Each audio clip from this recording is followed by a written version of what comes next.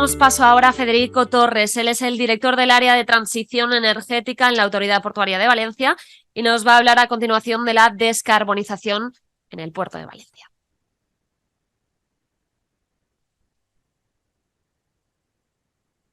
Muy bien, pues muchísimas gracias por la amable invitación a participar en este evento, en donde, si bien el principio del título es la electrificación, yo he querido dar un salto un poco cualitativo, hablando primero de la descarbonización, en donde efectivamente, como se ha comentado, la electrificación va a tener un papel fundamental.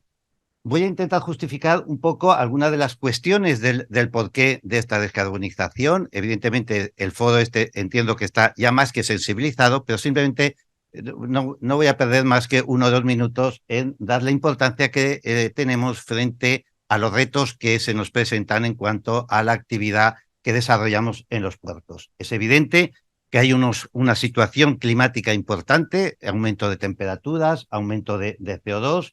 Esto está vinculado con los episodios asociados a este concepto del cambio climático, en donde lo que es importante es las actuaciones vinculadas con la reducción de este dióxido de carbono y metano, que fundamentalmente se producen a través del uso de los combustibles fósiles.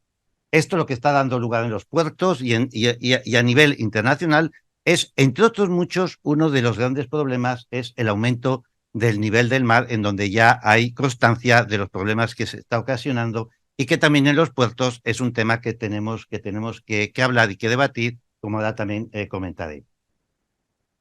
Y dentro de esto, y ya bajando un poquito más a ese gran concepto que antes ha comentado de la sostenibilidad, que evidentemente abarca muchísimos más campos que no solamente el energético, pero me voy a focalizar en el aspecto energético. En el aspecto energético, en donde ya hay estudios a través de la propia agencia europea, en donde se estipula que el 60%, si actuásemos sobre la energía, el 60% de este concepto del cambio climático, de este concepto de la reducción de CO2, podría estar mitigado solamente con la actuación sobre el concepto de la energía. Fijémonos en el puerto de Valencia. Este es nuestro movimiento de mercancía en los últimos años, salvo el último año es un crecimiento verdaderamente exponencial, y este es el crecimiento en paralelo de la energía eléctrica. Obviamente va en consonancia con el crecimiento de la energía. Nuestro consumo, nosotros distribuimos energía eléctrica dentro del puerto, estamos hablando de más de 90 gigavatios hora de energía.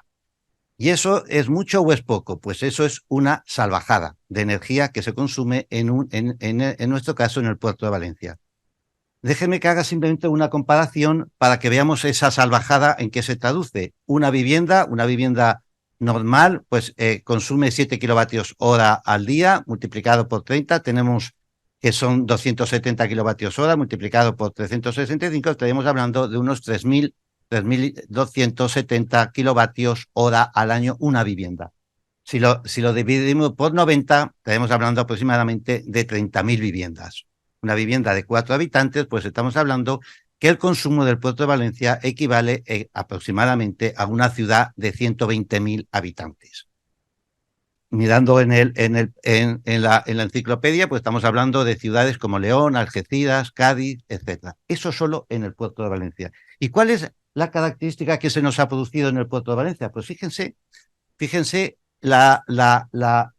el cambio que está dando. Y esto es para nosotros, y como luego demostraré, es una señal buenísima, como luego demostraré a través del cálculo de la huella de carbono, puesto que lo que estamos haciendo es, evidentemente, si estamos hablando de más electrificación, de estos 90 gigavatios que hablo, van a ver ahora la cantidad de kilovatios de los que vamos a tener que hablar cuando hablemos de la electrificación de los muelles.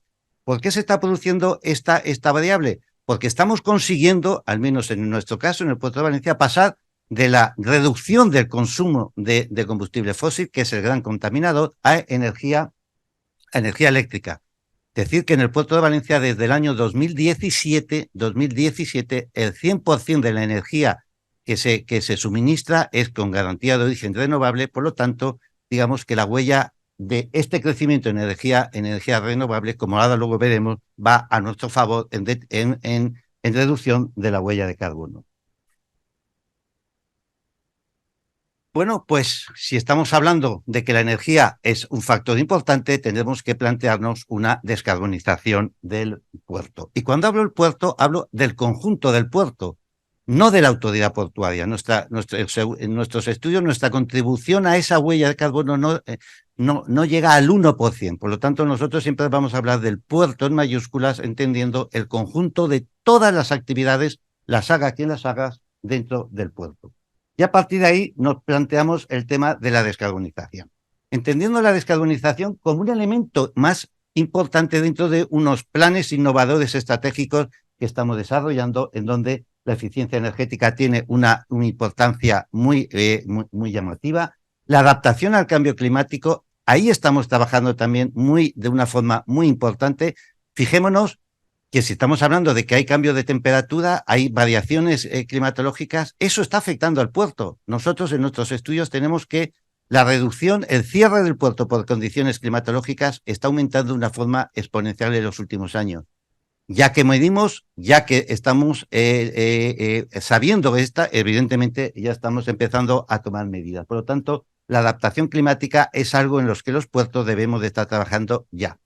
Luego tendremos responsabilidad social, economía circular, es decir, que los planes de innovación se centran a través de una serie de articulaciones en donde, evidentemente, la energía es importante, pero también la tecnología, también lo que es el concepto de la movilidad, forman parte de estas estructuras y de este componente en el cual, insisto, solamente me voy a ceñir en el concepto de la energía.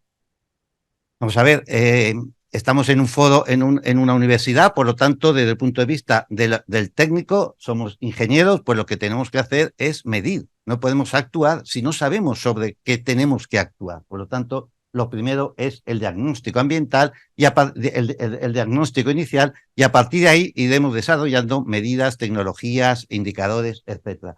¿Y cómo hacemos eso? Pues a través del cálculo de la huella de carbono. Nosotros ya desde el año 2008 estamos calculando nuestra huella de carbono para tener esa fotografía y poder tomar medidas adecuadas vinculadas con ese concepto de la descarbonización. ¿Y cómo elaborar un plan de descarbonización? Pues antes vamos a dar un pequeño repaso de cuál es nuestra realidad hasta el punto en el que tomamos la decisión de actuar sobre la descarbonización. Este es el puerto de Valencia. Solamente un dato de datos de movimiento, no voy a dar más información. Movemos aproximadamente 84 millones de toneladas y 5,6 millones de TEUs, en donde tenemos un posicionamiento muy importante dentro del Estado español y el cuarto puerto a nivel europeo en movimiento de contenedores. Pues muy bien, ¿cómo podemos compatibilizar esta función, que es una herramienta fundamental en los puertos, en los que lo único que hacemos es ser una herramienta al servicio de la economía para seguir moviendo esas mercancías y ser también sostenible y ser también respetuosos con el medio ambiente? Pues aquí están toda una serie de hitos que hemos ido realizando desde hace más de 18 años. Siempre digo lo mismo cuando proyecto esto. Me alegro de que no se pueda leer bien, porque si se pudiera leer bien significaría que pocas cosas hemos hecho en los últimos 18 años. Pero sí llama la atención en que, y simplemente no hablaré más de la sostenibilidad, pero cuando hablamos del concepto de descarbonización, insisto, no nos podemos olvidar de los otros grandes conceptos de la sostenibilidad: calidad del aire, calidad del agua, residuos sólidos, etcétera, etcétera. A partir de ahí, ¿por qué vamos evolucionando? Evidentemente porque las normativas nos van haciendo evolucionar hacia una serie de acciones que tenemos que ir implementando, y la reciente es la exigencia de que ese aumento de temperatura que hemos visto que se producía no aumente en más de 1,5 grados debido a esos problemas, entre otros el del aumento de los océanos. Nuestro compromiso ambiental data ya desde hace muchísimos años. Tenemos la ISO 50000, el EMAS, tenemos el cálculo de la huella de carbono a través de la ISO 14064, certificado por el Ministerio, etcétera. Es decir, estos compromisos lo que nos hacen es que seamos palanca para nuestras empresas. Es decir, nosotros sí que creemos en este tipo de compromisos, no como en un fin último, sino en ser útiles a las empresas en las cuales se apoyan en nosotros para realizar ese tipo de actividades, porque, vuelvo a repetir, se ha dicho anteriormente, nosotros somos la gerencia de un polígono industrial. Quien realmente actúa o impacta son las empresas que trabajan en nuestros recintos. Ya en el año 2016 vislumbramos la importancia de la energía y pasamos del concepto de política ambiental a política ambiental y energética. En nuestro puerto tenemos un control muy exhaustivo de control del aire, distintas cabinas en donde controlamos todos los aspectos, no solo partículas, sino todos los aspectos que conlleva ese concepto de calidad del aire, como es el NOx, SO2, etcétera. Tenemos el control de la calidad, una red también de boyas para el control de calidad del agua. Tenemos control en tiempo real del control del ruido, la gestión de residuos tanto del agua como del mar, todo el tema de los residuos MARPOL, en donde no solo hacemos la gestión, sino que hacemos una valorización en cuanto a generación de subproductos. Generamos una red de saneamiento para evitar posibles contaminaciones de las terminales hacia el mar, el control ambiental de las terminales. Hemos fomentado el tema de la economía circular y hemos conseguido que residuos que eran para una empresa sean subproductos para otra empresa. Por lo tanto, estamos haciendo una revalorización de esos residuos que se generan en nuestro puerto. Tenemos un control muy exhaustivo de todas las componentes y todos los consumos que se producen en el puerto. Desde el punto de vista del consumo de agua, tenemos todo monitorizado, todo telemandado. Si hubiera algún problema, saltaría una llamada a mi teléfono, que espero que no se produzca. Tenemos todo el control del consumo eléctrico, reducción de flujos de forma automática con las reducciones de CO2, las plantas de climatización, las plantas, todos los temas ambientales, todo en tiempo real, para tener esa información fehaciente de qué está pasando en el puerto y cuáles son esos consumos y esas acciones que se están produciendo. Estamos fomentando el talento. Nuestra gran preocupación, y dentro de este concepto de CO2, es que el CO2 que no podamos reducir, tenemos que absorberlo. Hemos hecho varias iniciativas con startup para que nos den idea de temas de absorción y recuperación de ese CO2. También tenemos con un tema que nos interesa mucho, es la trazabilidad de los residuos y esa valorización, pues a través de hackatones y a través de iniciativas de puesta en común de empresas de innovación que nos den soluciones a este tipo de problemas.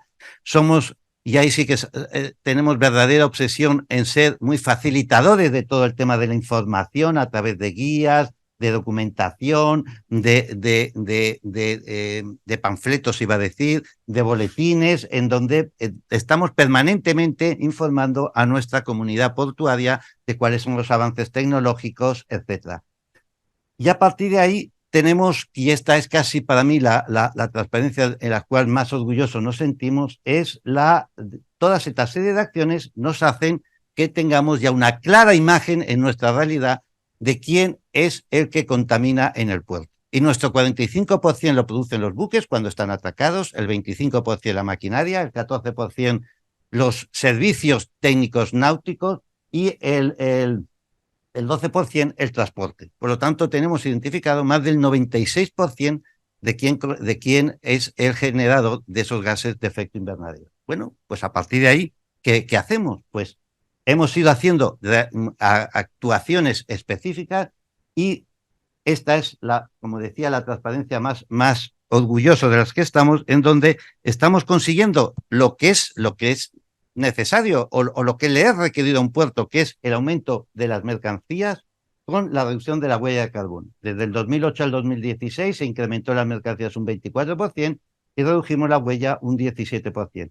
Hubo unos cambios de unos indicadores y a partir del año 16 ha incrementado un 14% y una reducción de un 25%. Evidentemente no es baladí estos resultados y todo es debido a una serie de proyectos y de innovación que hemos ido desarrollando y que comentaré ahora muy brevemente. Por lo tanto, desde el punto de la sostenibilidad, nos podríamos plantear, bueno, pues parece que estamos en el buen camino. ¿Podemos estar tranquilos en este escenario? Para nada.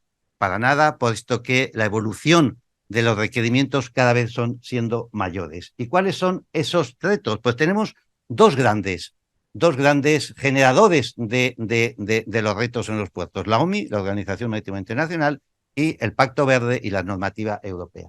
Aquí hay una serie de nuevos requisitos en donde está especies invasoras, el ruido, el potencial, el tema de los plásticos, reducción de los gases de efecto invernadero que se ha comentado anteriormente, y sobre todo nuestro gran normativa europea y nacional a través del Real Decreto 7 del 2022, en donde se exige que haya una serie de actuaciones vinculadas con la reducción de las emisiones en el año 2030 del 55% y en el 2050 la neutralidad climática.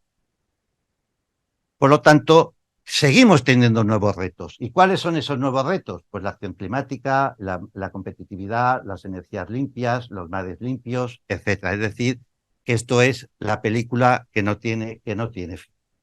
Bueno, pues, ¿cómo entonces vamos a abordar esta nueva situación, este nuevo escenario de esta gran, digamos, exigencia de reducción de las cero emisiones en el año 2050? Bueno, pues nosotros nos hemos planteado un muy ambicioso plan de intentar llegar a cero emisiones en el 2030, es decir, adelantarnos 20 años a lo que es exigencia a nivel internacional. Y ya lo que hemos pasado es de la teoría a los hechos. Vamos a ver en dónde nosotros, para llegar a este plan, hemos actuado sobre el concepto de la planificación estratégica, es decir, al final tener claro cuál es ese objetivo que tenemos que acometer. A partir de ahí vamos a definir cuáles son las líneas estratégicas y vamos a ir definiendo una serie de proyectos específicos. Y esto para nosotros es lo fundamental, lo que antes comentaba. ¿Por dónde tenemos que actuar? Pues esta es nuestra fotografía de emisiones, en donde aquí están cuantificados las emisiones que tenemos que reducir y quién es el causante de esas emisiones. Pues muy bien, si ya sabemos el qué y el cómo, vamos a poner las medidas. Y para lo cual, este plan nuestro tiene una serie de líneas estratégicas. Pero fijémonos en qué pasaría si no hiciéramos nada. Pues esta es la curva que tenemos estudiada de cuál va a ser el incremento de emisiones de CO2. Es decir, de una forma verdaderamente muy importante. Nos planteamos dos escenarios, un escenario moderado y un escenario agresivo, que es por el que hemos apostado, por ser agresivos en el concepto de la reducción de las emisiones. Y estas son las nuestras 8 líneas de actuación. Vamos a actuar sobre el transporte marítimo, vamos a actuar sobre las terminales, vamos a actuar sobre el transporte por carretera, los servicios náuticos, la movilidad, las infraestructuras, el transporte ferroviario y la generación de energía. Esta generación de energía tiene un doble componente. Acabo de decir que desde el año 2017, nuestra energía es 100% con garantía de origen renovable, pero es que queremos dar un salto cualitativo. Queremos ser también autosuficientes energéticamente, puesto que se ha demostrado y se ha visto que la energía tiene un valor cada vez más importante y depender de un tercero en la medida de lo posible es algo que puede tener fluctuaciones importantes, sobre todo, evidentemente, para nuestras instalaciones. Bueno, pues no voy a entrar aquí, simplemente me voy a las fotografías, que es lo más didáctico, pero sí antes hacer un análisis. Se ha comentado, y creo que y aquí ahora vamos a entrar un poco más en lo que es la parte de la electrificación. La parte de la electrificación, que si antes hablábamos de los 90 gigavatios, esos 90 gigavatios ya se han quedado absolutamente desfasados, puesto que en nuestro caso, claro, si tenemos que dar cobertura a los buques, y la cobertura a los buques también es cierto que tenemos que hacerlo, pese a que se ha comentado, es una obligación. En ciertos puertos tenemos que dar cobertura al 90% de los buques que escalan en nuestro puerto. Pues lo primero es saber cuáles son esa tipología de buques. Este es el estudio que tenemos por cada una de las líneas de contenedores, de cruceros, de ropas y ro-ro. Luego son el número de escalas y de tiempo que entran en nuestro puerto, y a partir y a partir de esta situación tenemos que la energía que nos van a pedir esos barcos cuando estén atracados. Fijémonos, estamos hablando de 155 gigavatios hora. Si antes 90 era una salvajada, ahora estamos hablando de X salvajada. En donde vamos a tener que dar esa cobertura a esos buques que están atracados en el puerto, sabiendo que hay incógnitas y hay dudas. Se ha comentado, ¿y si el barco tiene otra alternativa? Porque la energía eléctrica es una alternativa, pero realmente las navieras pueden elegir otras alternativas que no solamente la energía eléctrica. Por lo tanto, los puertos estamos también ante una indefensión o una incertidumbre importante, pero en nuestro caso la vamos a abordar de la forma de construir dichas instalaciones. Esto es, al final, el consumo de energía eléctrica que vamos a tener en los próximos años. A los 155 le sumamos los 90 y más el incremento natural que tienen todo el tema de las nuevas instalaciones, vamos a estar hablando de 220 gigavatios hora. Verdaderamente muy grande esas cuestiones. Bueno, pues, ¿qué es lo que tenemos que hacer? Lo primero, y desde el punto de vista ingenieril, la energía ni se crea ni se destruye, solo se transforma, pues vamos a generar dentro del puerto 2 subestaciones a 132 kilovoltios, en donde ya hemos sacado a licitación la primera de ellas para tener esa capacidad de dar esa energía. Además, evidentemente, no desdeñamos seguir utilizando otro tipo de combustible. Ya en el puerto de Valencia se suministra GNL de forma regular a los buques y se está también trabajando, como ahora veremos, en un ambiciosísimo proyecto de utilización del hidrógeno como elemento alternativo. Tenemos totalmente monitoreado y controlado todo el tema de consumo, dónde se consume y quién lo consume. Tenemos también hecho unas aplicaciones que nos está dando muy buen resultado, y es la aplicación se llama Paula 10, dar información a los barcos de cuándo tienen que venir a atracar y cuándo no tienen que venir a atracar, para que no estén en zonas fondeados y perdiendo energía y perdiendo tiempo. Estamos también trabajando en lo que es intentar reducir ese 45%, como antes ha comentado, a través de la electrificación de los muelles. Estos son nuestros 2 primeros proyectos piloto. El primero, no va el puntero, bueno, el primero de aquí, de la izquierda, ya lo hemos sacado a licitación, y se trata de incorporar 7,5 megavatios para buques o 2 puntos simultáneos de 4,5 megavatios. Fíjese, cuando hablo de megavatios, para que se hagan también una idea, todo el puerto de Valencia, en donde tenemos 80 grúas Obedive Panamax, tenemos 3.000 puntos de refrigeración, grúas, maquinarias, etcétera, etcétera, tenemos contratadas 12,7 megavatios para todo el puerto. Ya solo una instalación de esta nos está requiriendo 7,5 megavatios. Esto está, como digo, ya en licitación, y ya estamos ahora en fase de análisis de las ofertas que se han presentado para poder empezar ya a lo que es la instalación formal de este muelle. El siguiente muelle es aún más ambicioso, porque estamos hablando de portacontenedores que son 16 megavatios, es decir, un portacontenedor nos está pidiendo la misma potencia que tenemos en el puerto. Lo que tenemos que hacer es, cuando venga un portacontenedor, un crucero, decirle: señores, apagamos los plomos que vamos a darle suministro a este crucero porque no tenemos suficiente potencia. Y luego también, desde el punto de vista de lo que es la electrificación, fíjense, esto no se ve, o sea, lo ha comentado, pero esto es lo que tenemos en el puerto, toda la distribución de esa energía. Hemos levantado el puerto para poder llevar todo ese tema de cableados y de infraestructura, porque hay que llevar unas potencias impresionantes, en donde además, y dejo estos 3 temas para un posible debate, tenemos que pasar de las 15,6 megavatios de potencia que tenemos, vamos a tener que contratar 90 megavatios. Eso tiene unos costes muy importantes porque hay que mantenerlo. Luego tenemos el coste eléctrico. ¿Cuál va a ser el coste que le vamos a tener que facturar? Y luego, ¿quién va a dar ese servicio? Bueno, ahí lo dejo porque es un tema que está, desgraciadamente, Estamos abordando estas instalaciones y estos temas aún no están totalmente cerrados. Y luego tenemos el último problema del suministro eléctrico a los buques es qué sistema de cableado se coloca. Hay distintos sistemas en función de cada instalación terminal, pues hay que optar por un sistema o por otro. Para ir terminando, en cuanto a las terminales, en las terminales sí que hemos pasado un proceso en los últimos años de retrofitting de toda la maquinaria. Pensemos que la maquinaria, vuelvo a repetir, es el 25% de las emisiones en nuestro caso. Hemos pasado a maquinaria híbrida, maquinaria fuel con electricidad.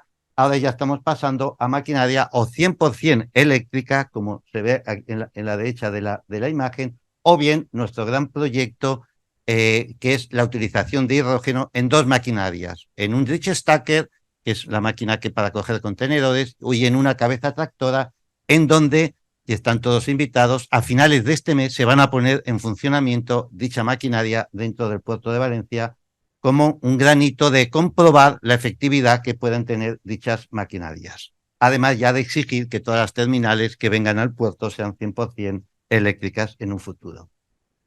En cuanto al tema del transporte por carretera, servicios náuticos y movilidad, pues evidentemente el puerto tenemos cambiado desde hace mucho tiempo todo el tema de lo que son los LED, todo el tema de eficiencia energética. Nuestra flota, el 80% ya es totalmente eléctrica. Estamos ahora en un proceso muy importante de remodelación de todo el puerto. Si ahora alguien quiere visitar el puerto, quizá le invitaría a que no lo visitase ahora y esperase un par de meses, porque está todo, como se suele decir, patas arriba, porque estamos triplicando la vía ferroviaria como elemento también de descarbonización. Actualmente el 9,5% de nuestra mercancía sale por tren y queremos pasar en breve espacio de tiempo a un 16%. Y además con la utilización dentro del puerto de locomotoras de hidrógeno. Estamos también trabajando en un proyecto muy bonito que es sistema de vehículo propulsado y no tripulado para todo el movimiento del personal dentro del puerto, además de los temas de movilidad, etcétera. Tenemos todo el tema también, como decía, de el telecontrol y el telemando, y desde ahí podemos regular y podemos controlar cuáles son esos consumos y en qué momento poder incluso hacer reducciones de las luminarias para reducir el consumo lumínico. También tenemos ya instalaciones el servicio náutico en nuestro caso es el 14%, pues ya tenemos instalaciones de conexión de embarcaciones con consumo eléctrico y estamos ya probando, o se va a probar el año que viene, la propulsión también con hidrógeno en una embarcación de los prácticos. Y por último, y para acabar, dentro de este concepto de lo que es las energías renovables para tener también autosuficiencia, pues estamos en actuación, enfrentados a diversos proyectos ya actualmente en funcionamiento. Lo primero es, ya presentamos en mayo de este año a la Consellería de Industria el anteproyecto y el estudio ambiental para la instalación de 3 aerogeneradores en el puerto, que nos daría 18 megavatios y produciríamos 35 gigavatios hora, prácticamente un tercio de la energía actual se nos facilitaría con la instalación de estos aerogeneradores. Ya tenemos en distintas instalaciones de paneles fotovoltaicos. Este es el puerto de Gandía, en donde ya está operativo y es el primer puerto del Estado español en donde es autosuficiente energéticamente, en donde aquí ya tenemos, además aquí tenemos no solamente energía fotovoltaica, sino también almacenamiento de energía para que el puerto sea, como digo, autosuficiente energéticamente. Luego tenemos distintas instalaciones en el puerto. Esto es una instalación muy singular para nosotros. Fijémonos que esto es un dique que separa del puerto del exterior, un dique que no tenía ningún tipo de utilización. Pues en el dique hemos colocado esta instalación fotovoltaica muy singular, en donde, fíjense lo que es la estructura metálica, casi tiene el doble de coste que lo que es el panel fotovoltaico, pero con eso lo que hemos ganado es una zona que estaba absolutamente ociosa, pues tenemos aproximadamente 2 megavatios de potencia instalada en ese dique, en donde aquí, en la foto de la derecha, ya está prácticamente finalizada y esperamos ponerla en funcionamiento a finales de este mes. Y esta es la obra en la que estamos actualmente trabajando, que es una de las más ambiciosas, pues estamos hablando de 6 megavatios de potencia, que es cubrir la techumbre de un silo de vehículos, con lo cual tendríamos también potencia, digamos, y estaríamos hablando de que con estas instalaciones tendríamos cubierto gran parte de las necesidades. Y por último, también queremos fomentar esas iniciativas que se ha comentado de innovación. Esto es una startup valenciana en donde tiene un sistema de fijación de placas en un paredón, en un dique que tiene 1,5 kilómetros, en donde también es una pared absolutamente ociosa para colocar estos paneles y ver su efectividad. Evidentemente no es la mejor inclinación para obtener el 100% de energía en nuestro caso es a 10 grados, pero bueno, es utilizar espacios ociosos para sacar un rendimiento.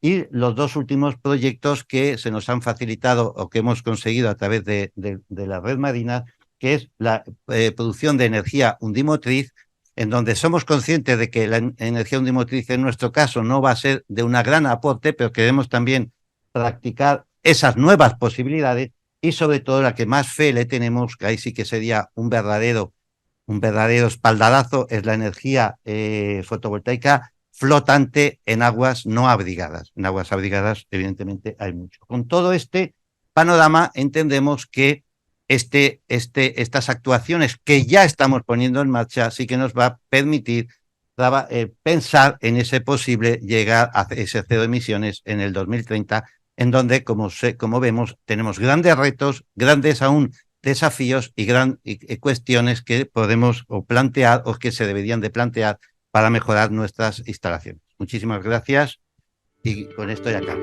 Gracias.